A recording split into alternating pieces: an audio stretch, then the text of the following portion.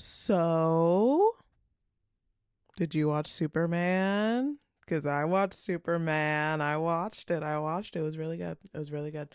And I loved it. And it was amazing. And the Marvel fan inside me is dying. Because, how do I put it? Not so long ago, younger Nyah was like, I will never be a DC fan. Like, I will never be a DC fan. Marvel has my whole heart. I could never see myself switching sides. But then Superman happened. And like, am I switching sides and am I sending the divorce papers to Marvel? No, no, I wouldn't do that. But my eyes are being swayed. I'm getting a little swayed off into the rear. I'm and I heard, well, I didn't hear it, but like when I was like looking at comments of people like talking about the movie and how much they enjoyed it, they said maybe this will encourage Marvel to take this more seriously. And they may be right because like Marvel, it feels like Marvel has been going un what's the word? In like a mode of no competition. Like they have no competition. They have no rival, right? So maybe this will put a light under their ass to be better and to like actually do the quality over quantity plan, because I still don't believe that Thunderbolts flopped in the box office, but it did. So, the following episode contains cursing, film triggers, a personal one sided conversation with Quinta Brunson, and my dying relationship with Marvel. Viewer discretion is advised.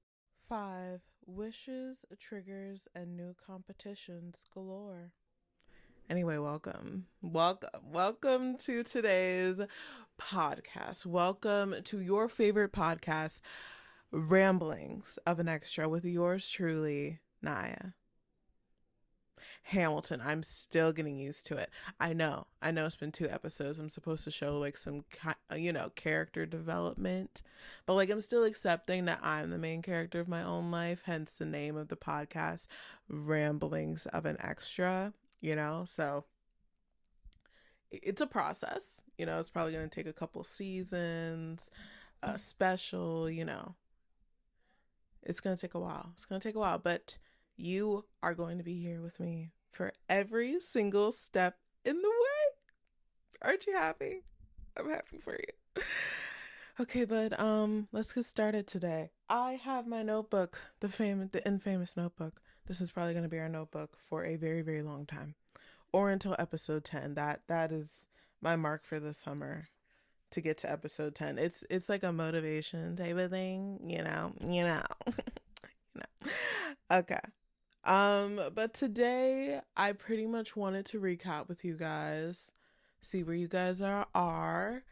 So you guys can think of like where you are while I tell you where I am. As you could see, the people who are listening on video, who are watching on video, I have recently gotten a hair change. And I'm making it everyone's problem. Okay. But yeah, I have gotten a hair change. Mostly because I am in search of a new hair place, because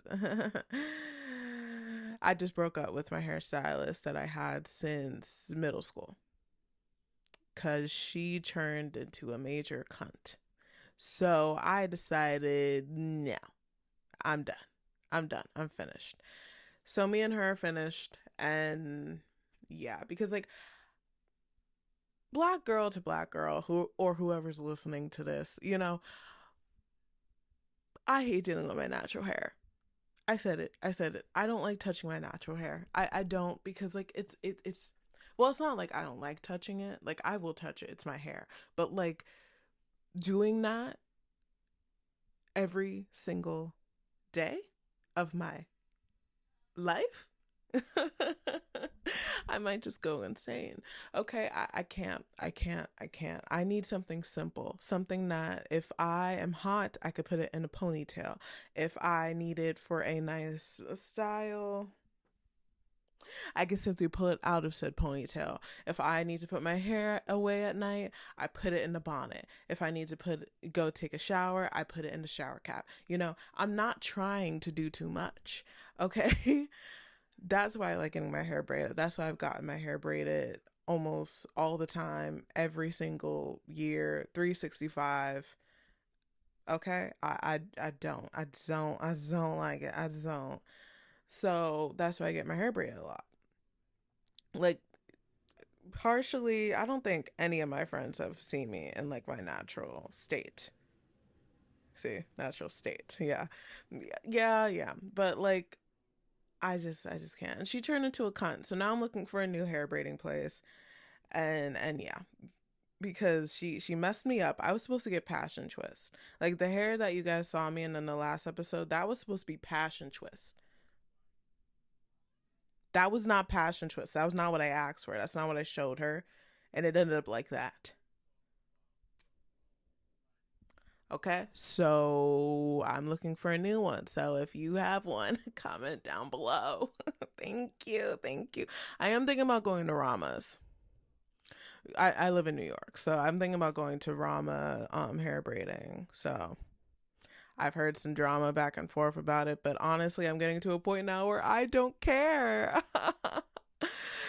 I don't care. I mean, I do care, but like not like, oh my God, like I'm going to be so pompous about it, Like there's a limit to how much I care. Okay, now I know you care about the topics we're hitting today. We're mainly going to be talking about Superman because like I just need to divest on how good it was. I need to talk about it. I need to talk about how good it was and how and the tropes that truly trigger me. So that's what's going to happen today. So yeah, listen in. So first we have, well, wait. Okay. False alarm. Okay. First we have our main character of the week. Now at Ramblings of an Extra. This is a new podcast, as you know. This is like technically our 11th episode, but like the 5th episode of this season. It's a really new podcast, but I'm slowly building this empire that I call Ramblings of an Extra, and I have decided to install a certain award of the week that I will give out every time I feel like doing this segment. So not like every week, and anytime I feel like it or anytime anyone asks me to, right? So our first ever main character of the week. Yes, our first ever main character of the week, the Eclipse Award, the person who has been giving slay. And I look at them and my conscious remark to give them when I look at them, when I see them on the screen, is to simply say slay. The Eclipse Award goes to Isabella Merced for her role as Hawk Girl in Superman. Yes, I know. And it's like, Nyah, why? She had such a small role, okay?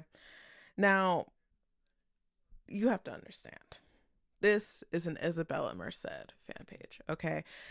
Ever since I saw her, and I know you guys are going to say, no, the first time you saw Isabella Merced was Dora. No, I'm not like you basic ass bitches. No, I didn't. The first time I saw Isabella Merced was when I watched 100 Things to Do Before High School. Okay, when I saw her on Nickelodeon when she was allegedly dating Jace Norman.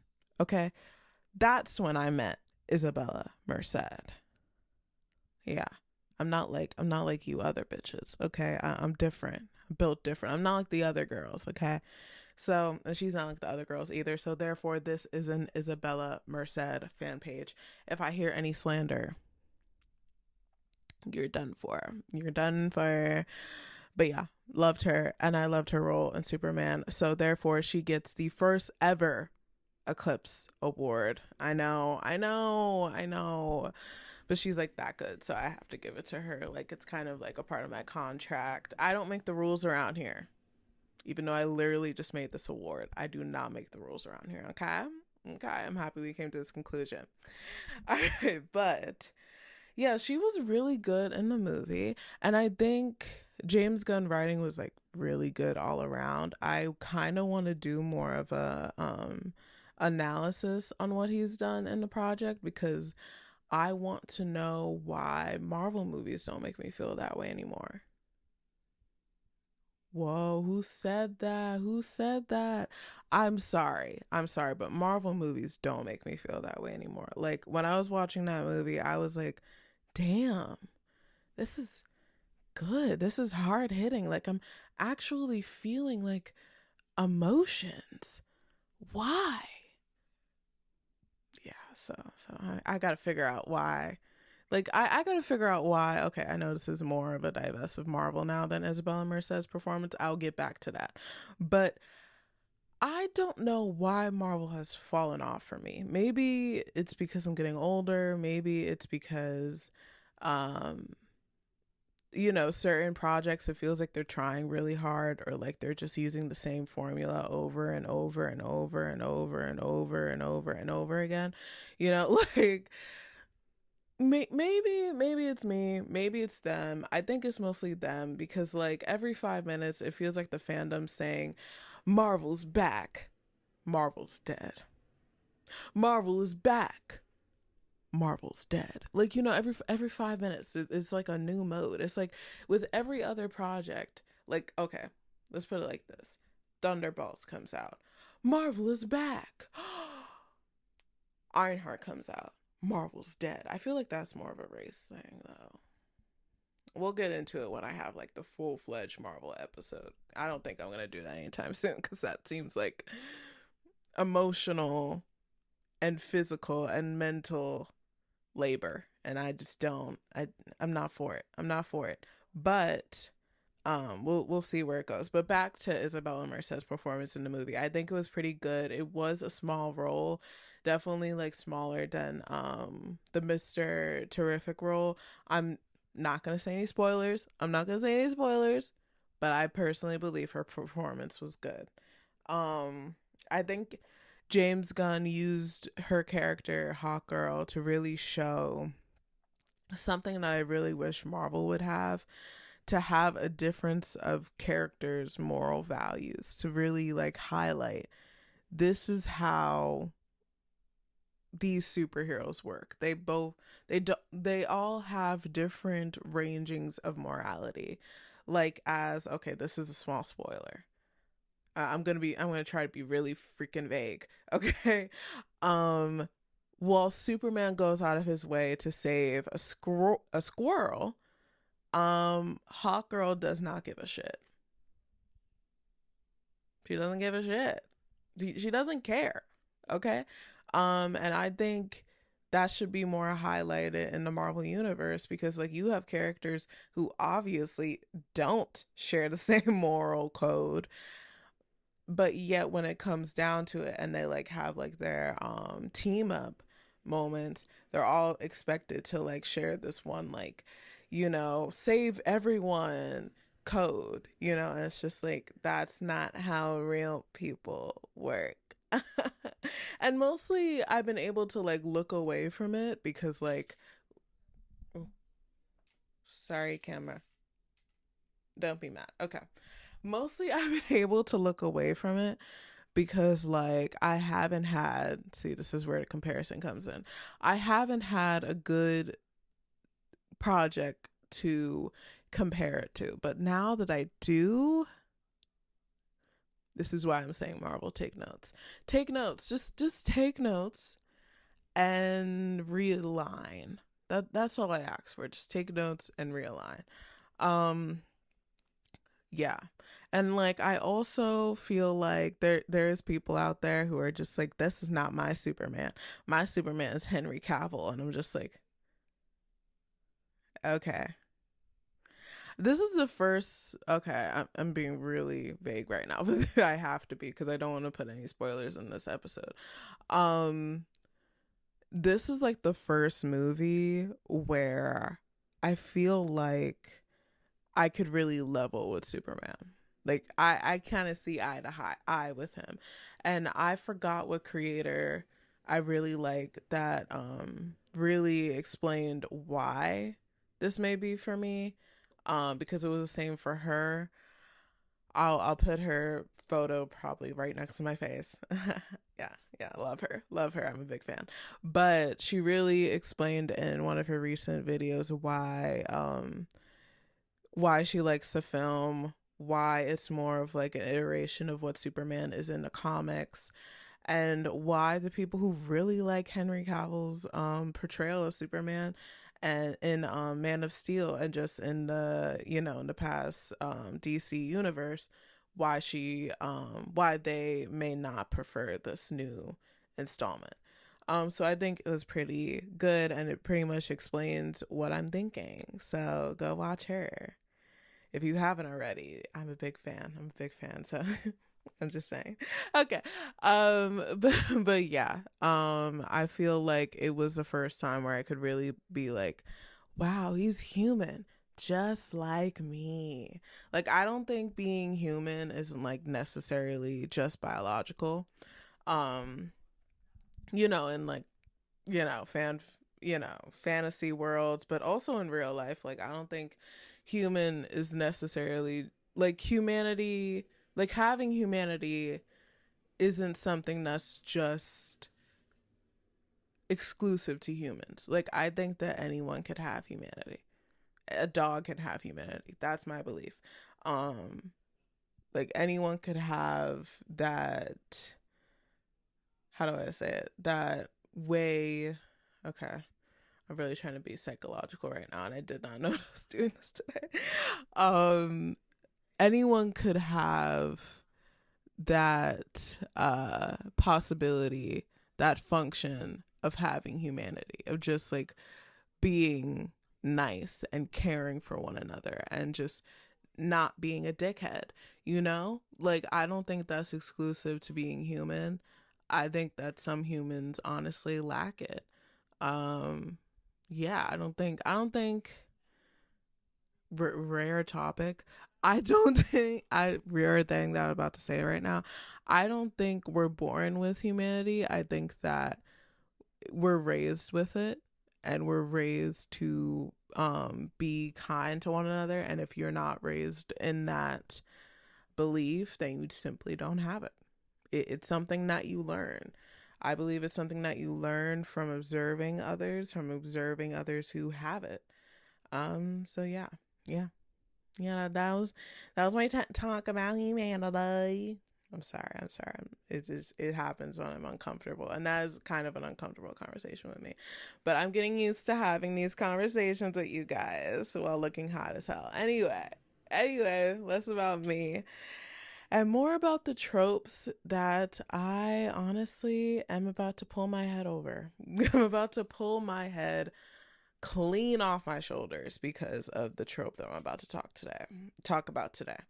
Um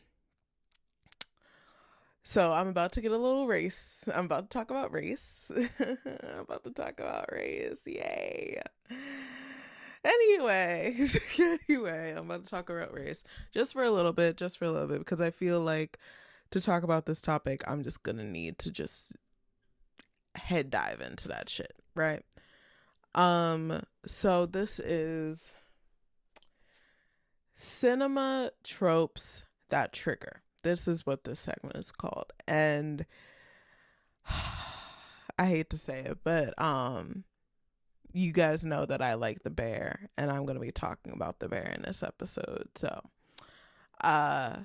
Sid and Carmi and the bear. That shit is triggering as hell. I'm sorry. But it's triggering because it makes me think. It makes me think about several things. It makes me think about, are they actually even gonna get together in the show? are the actors aware of whether or not they're going to get together in the show? That's a serious question that I have. That's a serious question. Because they keep acting like they're about to kiss. Their chemistry is off the board. Okay. If it was just like friend energy, I think I would know. I think I would know. I think I could tell when actors, as a, film major, future Academy Award winning director that I am, I think I could tell when directors direct actors to be, romantic or friendly with one another. But when I look at Sid and Carmi, I'm just like, are you guys sure of what you are? Do you guys do the actors know? Do the people, do the characters know? Like, do you guys know what you're doing here? Because I don't think we know what we're doing here, honey. I don't think we know what we're doing here, because you're standing in front of me and you have this explosive chemistry and you're telling me, oh, but no, they're just friends. Do you think I'm dumb? I'm just honestly asking. I'm just honestly asking. And like, it's kind of like rude to your audience to say such a thing, to do such a thing like that, to be like, oh yeah, actually they're not gonna be romantic together. And if they aren't romantic together, missed opportunity. Like, how many times I've seen interracial couples, white and black couples, like on TV, well, two characters or anything, and be like, they should have just gotten together because they would have been a way better couple. They make more sense and their personalities mesh better. Or just like look at a character and be like, well, not look at a character and be like, you should just have a love interest to even you out, whatever the hell's going on with you. So yeah, with Sid and Carmi, I'm just like, like, okay, what mainly triggers me about the whole situation is the man keeps running to Claire. If I see that man one more time running to Claire, I'm gonna lose it. I'm gonna lose it. Like, he already left the restaurant with Sid. Like, practically, I think I saw a comment underneath a TikTok video, underneath the many edits that these editors are making. What are you feeding these people? Anyway, the comment that I saw was, this man baby trapped her with the restaurant. And he did. He did. Because you're telling me you have that whole blown out argument that Richie should not have intruded on, because I need to see where that's going to go. I mean, I knew they weren't gonna like start throwing hands or whatever, but like, I needed to see where that was gonna go. I needed to see the conclusion of it all without anyone interjecting. But Richie interjected, and now I have no idea. But yeah, because that shit was coming for a long time, and then you stop it. Rude. But I digress.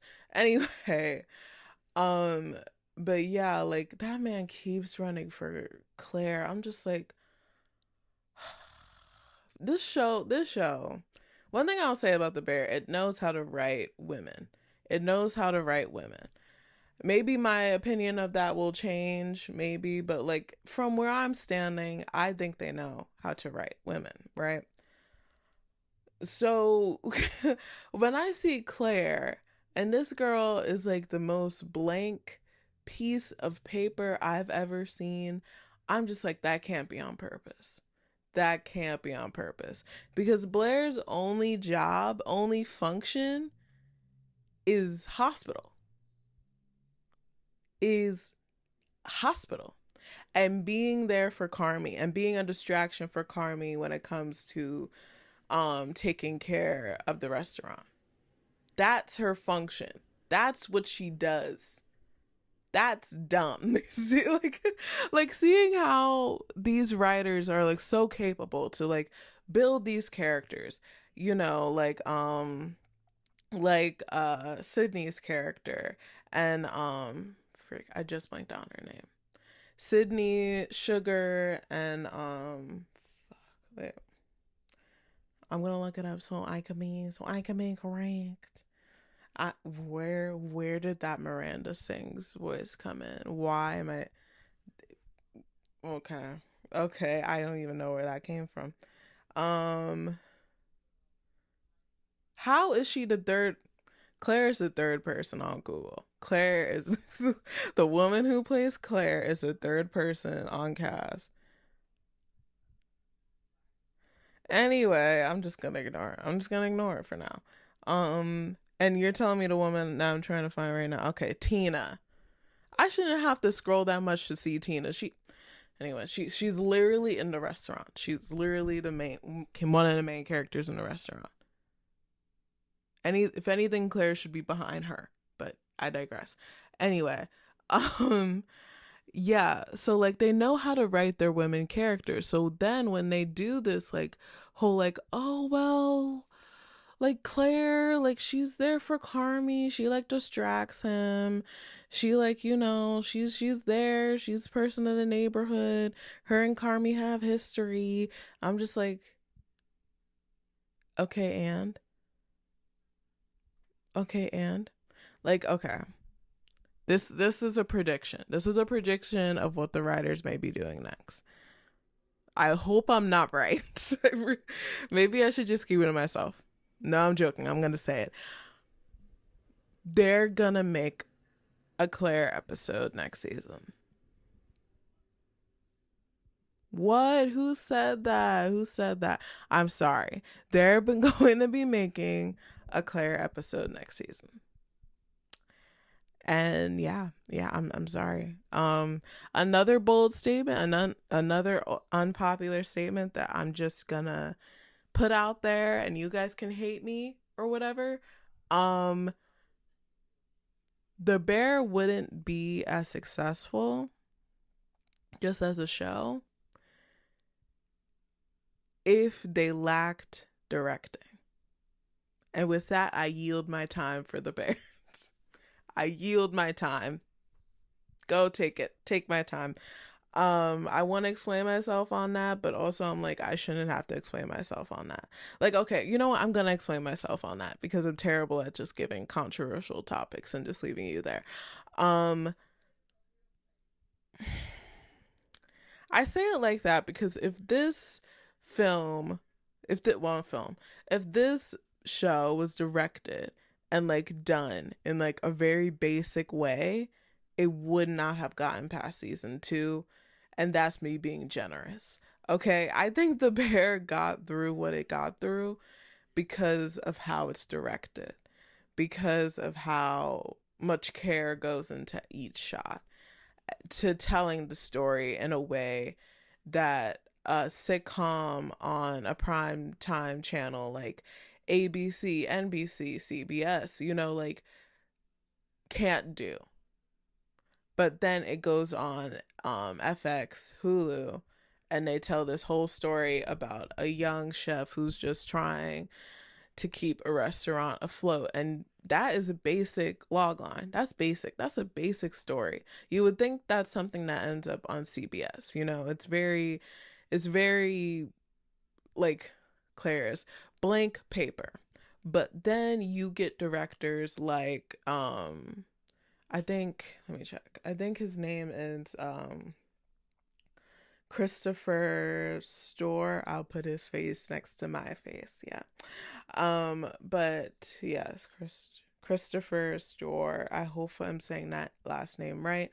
But he's very good at script writing and directing, and I feel like while the writing does help, the directing, I feel like, is the main reason why we're here today. Because if you got someone real basic, it would not work. If you directed that shit, like by set, shot by shot, gag, laugh here and there in the script, it would not be as good. And we would not have The Bear as we all see it. And another controversial topic that I'm not going to explain, and I promise I won't explain it this time, is The Bear is a drama. And with that, I actually yield my time because I should not have to explain that. But yeah, this has been Rambling 7 Extra with yours truly, Nyah. Did you guys like eat your vegetables and like hydrate and like do that thing today that you've been putting off because you just don't want to do it? That was this episode. I've been putting this off for hours, but I decided, nah, you just need to do it. So that's why I'm here today. I'm doing it. Mostly because I like talking to you guys and I like this podcast and I like this platform and I want it to grow. I want it to grow into a big, big tree. I'm really trying not to do freaky eyes, but it looks so good on the camera. So I'm going to try not to do it next episode. I'm still getting used to being on camera. This is the 3rd episode of me on camera, and I'm still not used to it. But yeah, I hope you guys have a good day. I love you. My lighting went out, so hopefully I fix that in post. Love you guys. I'll see you next time because this has been Rambling 7 Extra with yours truly, Nyah. Hope you loved this episode. Please follow Rambling 7 Extra on Instagram and Threads, and also your truly, Nyah, on Instagram. See you guys later.